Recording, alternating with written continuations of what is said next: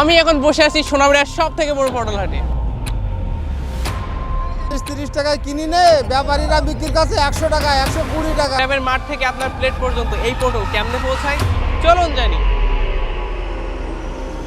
জমি থেকে পটল ওঠানোর যাত্রা শুরু হয় ভোরের আলো ফোটার সাথে সাথেই। এরপর চাষিরা খাদ্য উপযোগী পটলগুলো বেছে বেছে জমি থেকে উঠিয়ে ফেলেন। জমি থেকে পটল ওঠানোর পরে সেটি বস্তাতে ভরেন এবং বিক্রয়ের জন্য বাজারে নিয়ে যান।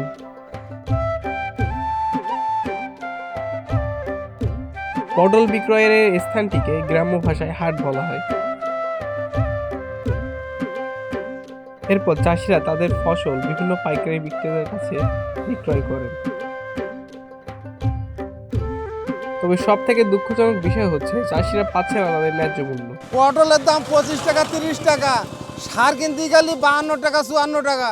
হ্যাঁ, কি পটল চাষি করা যাবে নাকি? হ্যাঁ, গাছ সব তুলে ফেলাই দিতে হবে। 30 টাকায় কিনি নে, ব্যাপারীরা বিক্রির কাছে 100 টাকা 120 টাকা। তোমাদের আর কি গয় বাড়ি দিয়ে দিলে। হ্যাঁ, ঢাকার ব্যাপারী আসছে না, ঢাকার ব্যাপারী আলি 2 পয়সা পাইতাম। আর এই ছিল মাঠ থেকে আপনার প্লেট পর্যন্ত পটলের গল্প।